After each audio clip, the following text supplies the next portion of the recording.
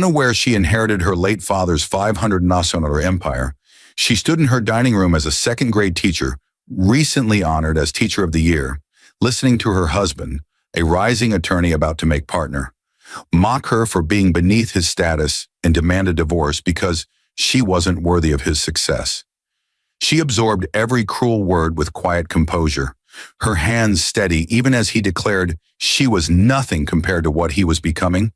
But what he didn't know was that 3 weeks earlier, a manila envelope from her late father's estate attorney had arrived in the mail, sitting unopened on her desk at school because she'd been too consumed with planning their anniversary dinner to read it. The envelope contained documents revealing that her father, the quiet high school janitor she remembered sweeping hallways and packing her lunches in brown paper bags, had secretly built a commercial real estate empire worth $500 million before his sudden death, and she was the sole heir.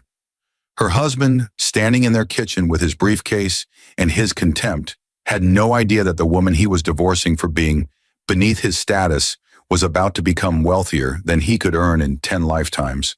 But would she tell him the truth before signing the papers? Or would she let him beg to come back after discovering what he'd thrown away? And when he finally learned that the Teacher of the Year he mocked was now the owner of the very building where his law firm leased office space, what would she do with the power to decide his professional future?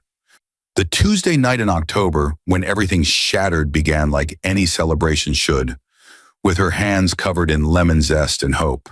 She had spent 3 hours preparing his favorite meal, the cold salmon with dill sauce her mother used to make, the one that required precision timing and a specific Portuguese white wine she'd driven across town to find. The dining room table glowed with new candles she'd bought that morning, their light catching the crystal glasses her grandmother had left her, the same glasses she'd wrapped in newspaper and carried in a cardboard box when she moved into this house 5 years ago, as a bride who believed love could fill any space. The Teacher of the Year plaque sat propped against the centerpiece, still in its velvet presentation box, because she wanted him to see it first, wanted to watch his face when he realized his wife, the one he sometimes introduced as just a teacher, had been recognized by the entire district for her excellence.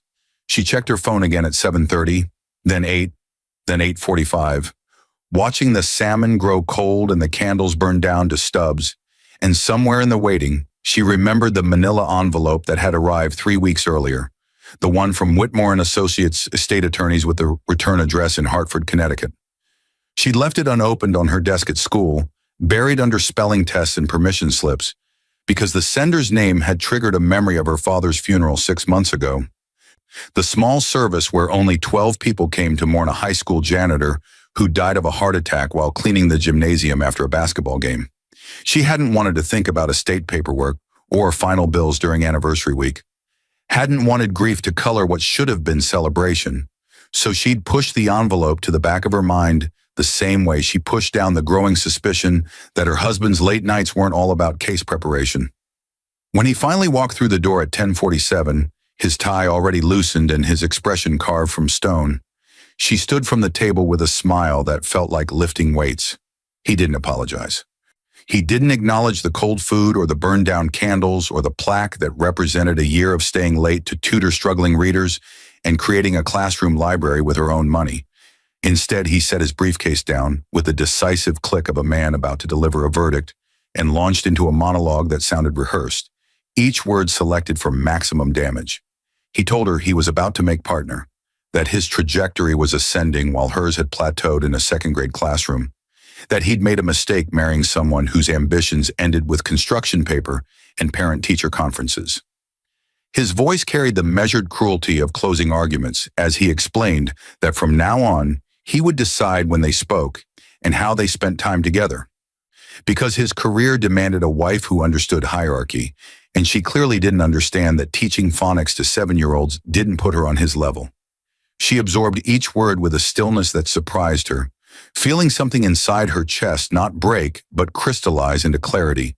And as he talked about status and levels and the difference between people who build empires and people who babysit other people's children, she thought about her father again. The quiet man who'd packed her lunches in brown paper bags with handwritten notes tucked inside, who taught her to read before kindergarten using newspaper comics and patience, who died in a gymnasium wearing a janitor's uniform with his name embroidered in red thread above the pocket. She didn't tell her husband about the envelope that night. She didn't tell him that her father, the man he'd met exactly once at their wedding and dismissed with a handshake that lasted less than 3 seconds, might have left her something worth examining. Instead, she listened until his monologue ended, watched him walk to the bedroom without touching her, and stood alone in the dining room, surrounded by the ruins of her celebration. The candles had burned out completely. The salmon looked gray in the darkness.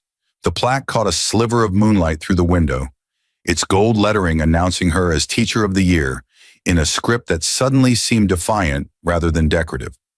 She cleared the table in silence, wrapping the uneaten food in aluminum foil with mechanical precision, and when she finally climbed into bed at 1 a.m, careful not to disturb the man already asleep on his side of the mattress, she made a decision that felt like stepping off a cliff into open air.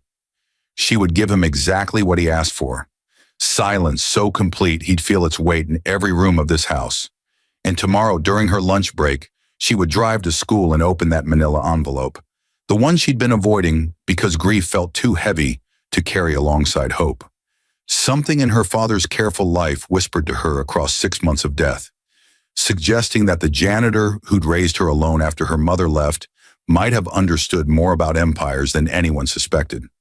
The next morning arrived with cruel sunshine that made the dining room look even worse in daylight. She woke at 5:30, her internal alarm clock trained by years of early teaching schedules, and moved through the house like she was remembering choreography from a play she'd stopped performing.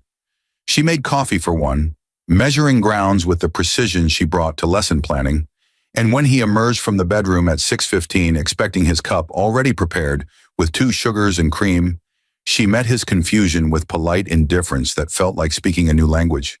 He asked where his coffee was, his voice carrying the irritation of someone whose routine had been disrupted, and she gestured toward the pot with a smile that didn't reach her eyes, suggesting he help himself since he'd established new household rules the night before.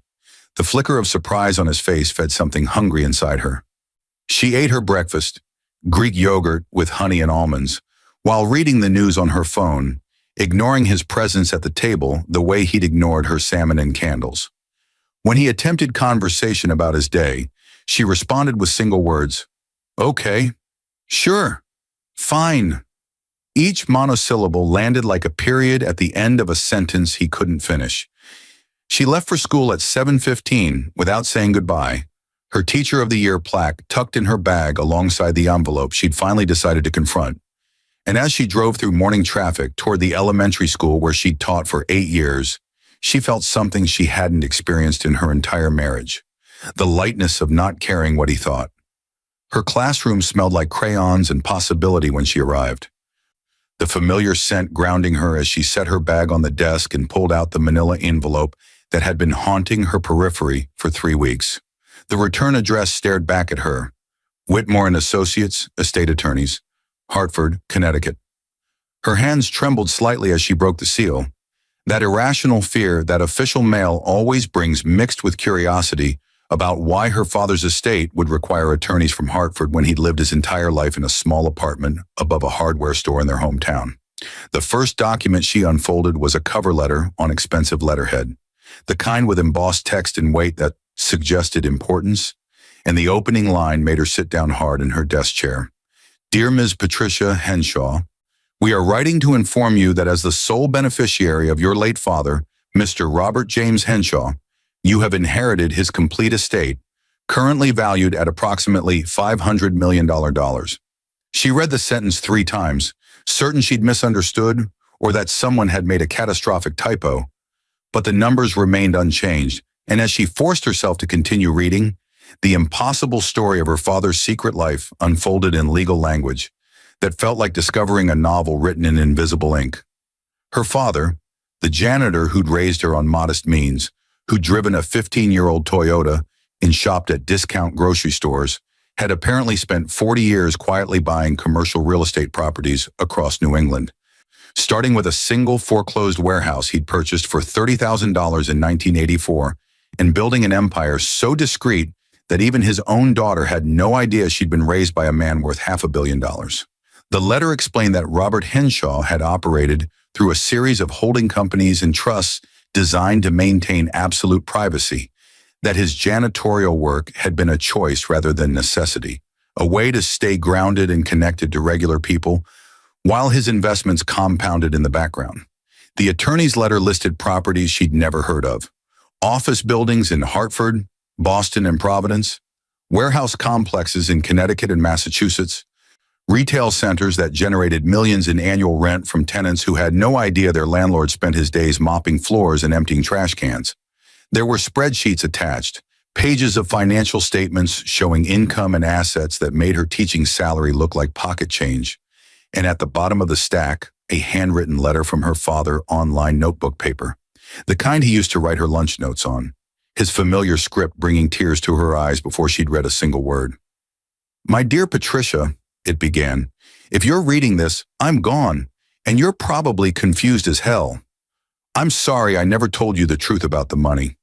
I watched my own father destroy himself chasing wealth, watched him ignore family for profit, and I swore I'd never let money define me or corrupt the one thing that mattered: you. I worked as a janitor because it kept me humble, because it let me be present at your school when you were growing up, because honest work feeds the soul in ways that collecting rent checks never could. But I also understood that money is freedom, and I wanted you to have freedom when you were old enough to use it wisely. The attorneys will help you navigate everything. But here's what matters. You're now the owner of properties that include the Whitmore Tower in Boston, the Maritime Building in Providence, and the Hartford Commerce Center. You're wealthy beyond what most people dream of, but more importantly, you're free to choose the life you want rather than the life circumstances force on you. Use this freedom to be happy, to leave any situation that diminishes you, to never let anyone make you feel small. Your mother left because she couldn't understand why I chose janitorial work when I had money. Don't let anyone else's inability to see your worth determine your path. I love you. Build something beautiful with this freedom. Dad." She sat in her classroom for 20 minutes after reading his letter, tears streaming down her face while second graders shouted on the playground outside her window, their joy a counterpoint to the earthquake, reshaping her understanding of everything. Her father had been a secret millionaire. No, a secret multimillionaire, who'd chosen to mop floors and pack her humble lunches and live in a modest apartment because he valued presence over prestige. And now she owned buildings, including ones she'd walked past 100 times without knowing they belonged to her bloodline. The irony hit her like a physical force. Her husband had spent last night explaining that she was beneath his status, that teaching made her small, that his partnership would elevate him above her, but she was now wealthy enough to buy his entire law firm 10 times over. The Hartford Commerce Center, she pulled out her phone and searched the address, was a gleaming office tower in downtown Hartford, home to law firms, financial consultancies, and corporate headquarters. She scrolled through the building's website, looking at the tenant directory, and her breath caught when she saw the listing for his firm. Blackwell Morrison and Chase LLP, floors 15 to 17. Her husband's law firm, the place where he was about to make partner. The symbol of his superiority over her was leasing space in a building she now owned. She was his landlord. The woman he'd declared beneath his level was literally above him in the most concrete way possible. The bell rang for first period, and she wiped her tears, tucked the documents back into the envelope with shaking hands, and stood to welcome her students with a smile that felt like it belonged to someone else. 23 second graders filed into her classroom with their backpacks and their questions and their complete faith that she knew everything about everything, and she taught them about vowel sounds and addition with her usual patience, while her mind spun with possibilities. During her lunch break, she called Whitmore and Associates and spoke with the attorney who'd sent the package. A woman named Victoria Chen, who explained the inheritance in detail and offered to connect her with financial advisors who specialized in managing large estates. Patricia asked only one question that mattered. Can I access these funds immediately? Victoria's answer was yes. The estate had cleared probate, everything was in order, she just needed to sign transfer documents and the money would be hers to control. Patricia made an appointment for Saturday morning in Hartford, thanked Victoria with a calmness she didn't feel, and hung up the phone with trembling hands. Then she sat alone in her classroom, eating a turkey sandwich she couldn't taste, and made the second decision that would define everything that followed. She wouldn't tell her husband about the inheritance. Not yet, maybe not ever. He'd asked for silence and distance, claimed she was beneath him, demanded control of their communication, and she would give him exactly what he requested while quietly building an escape route paved with her father's legacy. The revenge forming in her mind wasn't loud or dramatic. It was strategic, patient, and devastating in its simplicity. She would let him believe she was the small teacher he could dismiss, would let him proceed with whatever plans he'd made about their marriage, would document every cruel word and dismissive gesture while sitting on a fortune that made his partnership bonus look like a tip at a restaurant. And when the time came to reveal the truth, she would do it in a way that would haunt him forever. That evening, she came home to find him on the couch with takeout Chinese food, his tie discarded and his expression somewhere between confusion and irritation. He asked where she'd been, why she hadn't texted, whether she'd forgotten they usually watched their show on Wednesday nights. She met his questions with the same polite indifference from breakfast, explaining she'd had pottery class, a lie but one that established independence, and wasn't hungry for dinner. His confusion deepened when she went straight to the bedroom, changed into comfortable clothes, and settled on the bed with a book she didn't read, her mind too busy calculating next steps. He appeared in the doorway 20 minutes later, his posture suggesting he wanted to talk but didn't know how to start, and she felt a flicker of satisfaction at his discomfort. He was beginning to notice that the household machinery he'd taken for granted, the prepared meals, the maintained schedule, the emotional labor of keeping their life running smoothly, had suddenly stopped operating. She wasn't serving him anymore, wasn't anticipating his needs, wasn't performing the role of supportive wife he'd assigned her. The silence he'd demanded was costing him more than he'd calculated, and they were only 2 days into her experiment. She wondered how long it would take before he started to unravel, before the weight of running his own life without her infrastructure became unbearable. Part of her, the part that had absorbed his cruelty in the dining room, hoped it would hurt. But a deeper part, the part connected to her father's wisdom about freedom and worth, simply wanted to be free of him entirely. To walk away from this marriage with her dignity intact and her future secure. The $500 million wasn't revenge money, it was freedom money. And freedom, she was learning, tasted better than any vengeance. The following days unfolded with careful choreography as she rebuilt her life while living in the same house as a man who was slowly realizing he'd been essential to her existence, but she'd been vital to his. She started waking at 5, leaving for the gym before he got up, returning to shower and dress for work, while he stumbled around the kitchen looking for clean coffee mugs that were no longer magically appearing in the cabinet. His dry cleaning went uncollected because she'd always been the one to remember pickup days. His favorite shirt stayed wrinkled because she'd stopped doing his laundry along with her own. The refrigerator emptied because she stopped grocery shopping for 2, buying only what she needed for her own meals, and watching his confusion grow when he opened the door to find yogurt, salad ingredients, and wine meant for one person. She met his increasingly desperate questions with calm explanations. She'd taken him at his word about establishing new boundaries, about him deciding when they interacted, about her not being on his level. If she was beneath him, surely he didn't need her managing the mundane details of his elevated life. The logic was airtight, and watching him struggle to find a counter-argument fed the cold satisfaction growing in her chest. Meanwhile, on Saturday morning, she drove to Hartford and signed papers that made her one of the wealthiest women in New England. Walked out of Whitmore and Associates with access to bank accounts she still couldn't quite believe were real, and stopped at a coffee shop to sit with her new reality. She ordered an expensive latte without checking the price, pulled out her phone, and did something she hadn't done in 5 years of marriage. She looked at apartment listings in the city, beautiful spaces with hardwood floors and natural light, places where she could build a life that belonged entirely to her. By the second week of her silence campaign, he was calling her during work hours, something he'd never done before. leaving voicemails that progressed from confused to irritated to something approaching panic. She didn't call back. She redirected her energy toward the life she was constructing in secret. She met with a divorce attorney her friend had recommended, a sharp woman named Margaret Torres, who listened to her story with the focused intensity of someone who'd seen this pattern before and knew exactly how to dismantle it. Margaret explained Massachusetts divorce law with clinical precision. Their assets would be divided equitably, his partnership and income potential were marital property, and more importantly, any inheritance received during the marriage was typically considered separate property, meaning the $500 million was hers alone. Patricia felt a weight lift from her shoulders she hadn't known she was carrying. She wouldn't need his money or his approval to leave. She was leaving from a position of absolute financial power, and he had no idea. Margaret helped her document everything.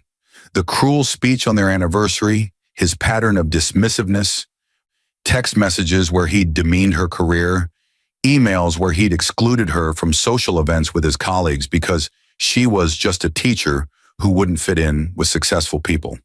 They built a case methodically, brick by brick, creating a foundation for divorce proceedings that would be swift and decisive. And through it all, Patricia maintained her silence at home, watching him deteriorate in real time as the infrastructure of his comfortable life collapsed around him. On day 12, she came home from her actual pottery class. She'd enrolled after using it as a cover story, discovering she loved the meditative process of shaping clay, to find him sitting at the dining room table with his head in his hands, his laptop open to what looked like work documents, but his eyes unfocused and exhausted. He looked up when she entered, and she saw the cracks in his polished exterior. Dark circles under his eyes, stubble he hadn't shaved, a stain on his shirt that suggested he'd been wearing it for more than one day. He asked if they could talk, his voice stripped of the courtroom confidence he'd wielded 2 weeks earlier, and she set down her bag with deliberate slowness, folded her arms, and told him she was listening. He launched into an apology that sounded rehearsed but desperate, explaining that he'd been under stress about the partnership, that he'd said things he didn't mean, that he missed her and wanted to fix their marriage. She listened without expression, noting the careful absence of any real accountability. He blamed stress, not character, circumstances, not choices.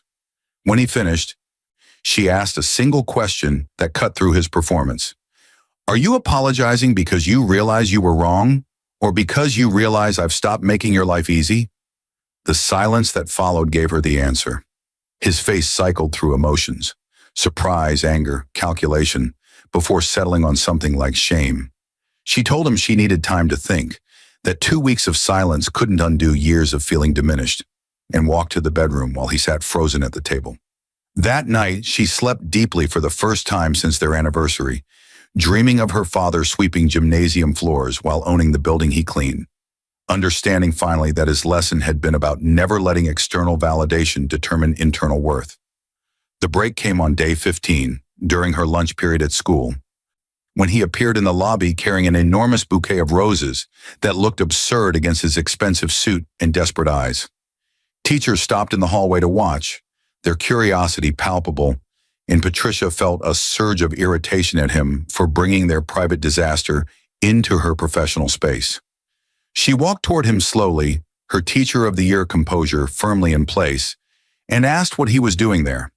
His apology was public this time, loud enough for witnesses, full of promises about counseling and change, and recognizing her value. He suggested dinner at the restaurant where they'd had their first date, his voice carrying the charm he probably used in court to sway juries, and for a moment she almost felt sorry for him. Almost. Then she remembered the cold salmon and his monologue about levels and hierarchy, remembered her father's letter about never letting anyone make her feel small, and she delivered the line she'd been rehearsing in her head for 2 weeks. You told me you would decide when we spoke and spent time together. I'm just following the rules you established. I don't recall you deciding we should have dinner tonight. The logic landed like a slap. His face went through another series of emotions before settling on anger, the mask finally dropping to reveal what had always been underneath his polish. Entitlement. He called her manipulative, accused her of playing games, suggested she was being emotionally abusive by withholding communication, And she laughed, the sound sharp and clean and utterly without humor. She told him she had her own apartment now, that she'd be moving her things out this weekend, and watched his carefully constructed apology crumble into ash. He dropped the roses, actually dropped them on the lobby floor like a child having a tantrum, and she walked away down the hallway while her colleagues watched in stunned silence. Behind her, she heard him calling her name, but she didn't turn around. The woman who was beneath his level had just walked out of his control, and the roses wilted on the linoleum like a memorial to his arrogance. That weekend, Margaret Torres filed divorce papers that landed on his desk at Blackwell, Morrison and Chase on Monday morning at 9:15, delivered by a process server who found him in a conference room with 3 partners and a client. Patricia received the confirmation text, delivered, while teaching her second graders about the water cycle, and she felt a surge of satisfaction so pure it almost frightened her. She'd stopped being the supporting character in his story and become the author of her own, and the plot she was writing had a very specific ending. That evening, she changed her phone number, blocked him on all social media platforms, and began the systematic process of erasing him from her life with the same methodical precision she brought to lesson planning. His family started reaching out, his mother, his sister, colleagues who thought they were helping, but she ignored every attempt at contact, her boundaries now absolute. Then his sister sent a text to her old number that somehow reached her through a mutual friend. Apparently, he'd been telling his family for months that their marriage was over, that he planned to leave Patricia after making partner because she was holding him back professionally. The revelation should have hurt, but instead it clarified everything. He'd been planning his exit while she cooked his dinners and managed his life, had been positioning himself to leave her after securing his partnership, probably had already selected a replacement wife who better fit his image of success. Her only regret was that she'd beaten him to it, and that her version of leaving came with resources he couldn't imagine. The next phase of her carefully constructed revenge began 3 weeks after the divorce filing, when she had her attorney send a letter to Blackwell, Morrison and Chase regarding their lease at Hartford Commerce Center. The letter was professional, almost bland, introducing Patricia Henshaw as the new owner of the building and requesting a meeting to discuss lease renewal terms that were coming up in 6 months. She imagined his face when he saw her name on the letterhead, imagined him connecting the dots between his soon-to-be ex-wife and the landlord who controlled his firm's office space, and the image filled her with a joy so dark it should have concerned her, but didn't. She wasn't planning to evict them. That would be too obvious, too petty, too easy to spin as vindictive, but she wanted him to know that she had power over his professional environment, that the woman he deemed beneath his status was literally above him in the building hierarchy. The irony was too perfect to resist. Margaret loved the move, calling it elegant psychological warfare, and helped her craft additional letters to other properties where his firm's partners had investments or connections. Nothing threatening, nothing actionable, just gentle reminders that Patricia Henshaw owned a significant portion of Hartford's commercial real estate and would be taking a more active role in management going forward. She was establishing herself in his professional world as someone who couldn't be ignored or dismissed, someone whose presence would be a constant reminder of what he'd thrown away. 4 weeks after the divorce filing, he showed up at her new apartment. She still didn't know how he'd found the address, carrying 2 coffee cups from their old cafe and wearing an expression of practiced vulnerability that probably worked on juries, but left her completely unmoved. She opened the door just wide enough to block entry, her body language making clear he wasn't welcome inside, and listened to his rehearsed speech about therapy breakthroughs in self-awareness and understanding now what he'd failed to see before. He used words like growth and healing and partnership with the conviction of someone who'd spent hours with a counselor learning the vocabulary of redemption, but his eyes told a different story. They were calculating, scanning her apartment for clues about her new life, trying to gather information he could use. She let him finish his performance, then asked the single question that mattered. Is this about love or about damage control before your partnership review? The silence that followed was answer enough. His face went blank, then defensive, then he tried to pivot to anger, demanding to know who she thought she was, to question his motives, reminding her that he was about to make partner at one of Hartford's most prestigious firms. And that's when she decided to detonate the bomb she'd been carefully constructing. She told him the truth, that she was the owner of the Hartford Commerce Center, that his firm paid rent to her holding company, that she'd inherited more money than he would earn in multiple lifetimes, and that the janitor father he'd met once and dismissed had built an empire while mopping floors. The information hit him like a physical force. She watched him process it in stages. Disbelief, then skepticism, then dawning horror as he realized she wasn't lying, that the woman he'd called small and beneath him was now one of the wealthiest people in Connecticut. His reaction was everything she'd hoped for, and somehow still disappointing. He cycled through emotions rapidly, shock giving way to anger, giving way to calculation, giving way to something that looked like he was running numbers in his head, probably trying to figure out what his share of $500 million would be in the divorce. She watched him arrive at that conclusion, saw the moment his apology transformed into strategy, and she delivered the final blow with a smile that felt like victory. It's inheritance, which means it's separate property. You get nothing from my father's estate.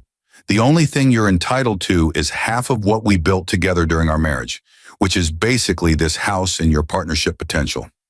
The words landed like grenades. He tried to argue, started citing case law about asset division, threatened to drag out the divorce and make it expensive, and she simply laughed, the same sharp, clean sound from the school lobby.